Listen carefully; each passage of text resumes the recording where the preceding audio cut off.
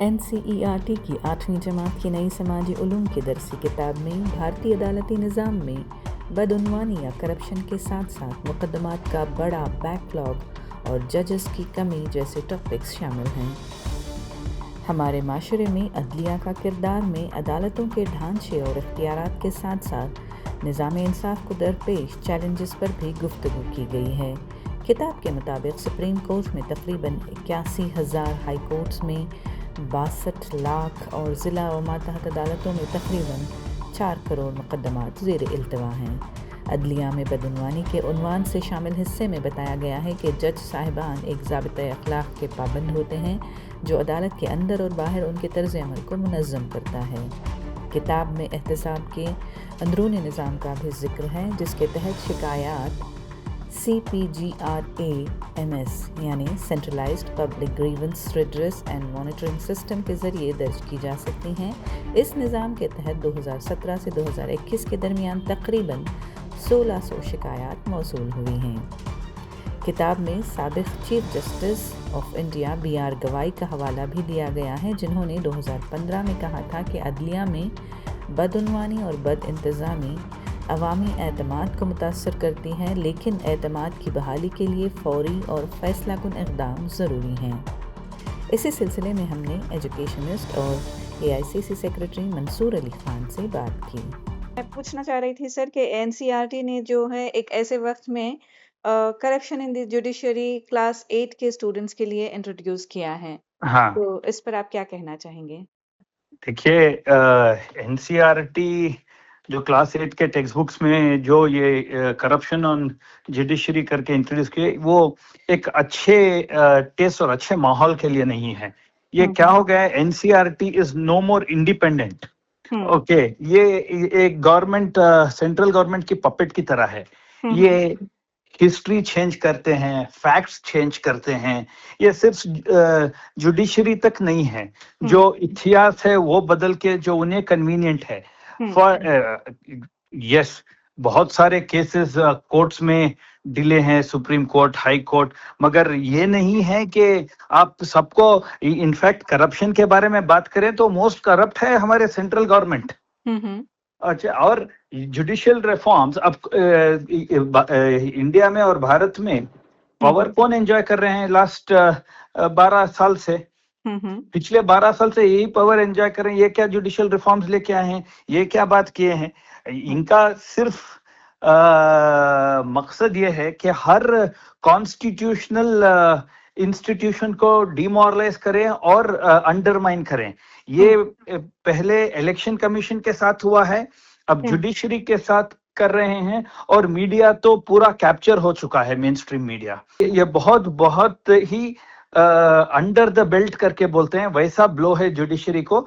और ये एक जुडिशरी के खिलाफ एक साजिश की तरह जो यंग माइंड्स हैं, इंप्रेशनेबल माइंड्स हैं, उनके मन में जुडिशरी के संबंध से एक क्वेश्चन मार्क डालने का मोटिव लग रहा है मुझे। और ये देश के लिए और ठीक नहीं है, और हमारे डेमोक्रेसी के लिए ये ठीक नहीं है। सर, ये 13-14 साल के बच्चे 8th ग्रेड में पढ़ते हैं, तो उनके जहनों को इस तरह से डिविएट करना के कैसे, उनका ट्रस्ट कैसे रहेगा? जैसे कॉन्स्टिट्यूशनल एजेंसीज पे क्या ट्रस्ट बन पाएगा बच्चों का इस तरह से? ये डेलिब्रेट करा जा रहा है। ये NCERT और हमारा जो सेंट्रल एजुकेशन मिनिस्ट्री है, ये एक पर्टिकुलर विचारधारा पे ये काम हो रहा है, और ये जानबूझकर हो रहा है।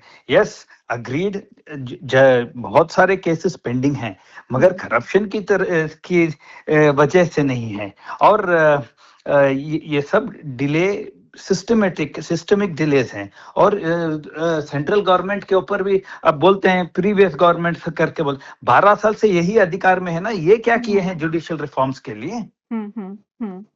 तो इसीलिए ये सोच की ज़हनियत किस तरह मुतासिर होती है सर? अरे ये देखिए, छोटे बच्चे जो 12-13 साल के रहते हैं, वो उनका दिमाग भी थोड़ा क्ले के सर का रहता है, जैसे आप मोल्ड करें वैसा हो जाता है। हाँ, बिल्कुल। इसमें ये क्या दिखाना चाह रहे हैं कि इतने साल से जुडिशरी ने उसका काम नहीं किया, प्रीवियस गवर्नमेंट्स में काम नहीं किया।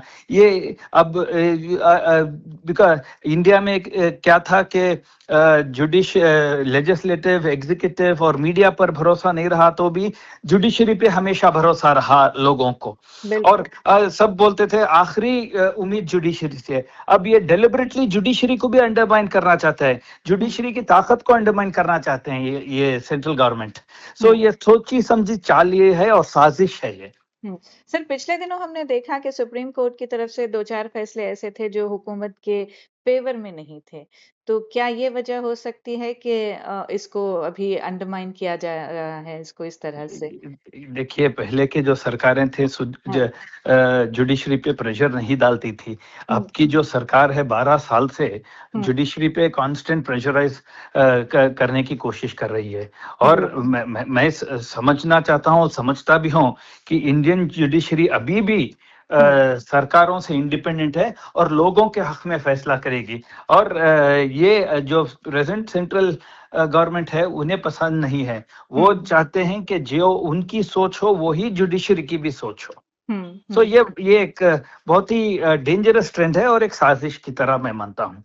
तो गोया कि अब जैसे दीगर डेमोक्रेटिक इंस्टीट्यूशंस हैं, चाहे वो कमीशन हो, इलेक्शन कमीशन हो, निया हो या फिर ऐसे इलेक्शन कमीशन हो, जुडिशरी हो, मेन स्ट्रीम मीडिया हो, ये लोग सब कंट्रोल करना चाहते हैं।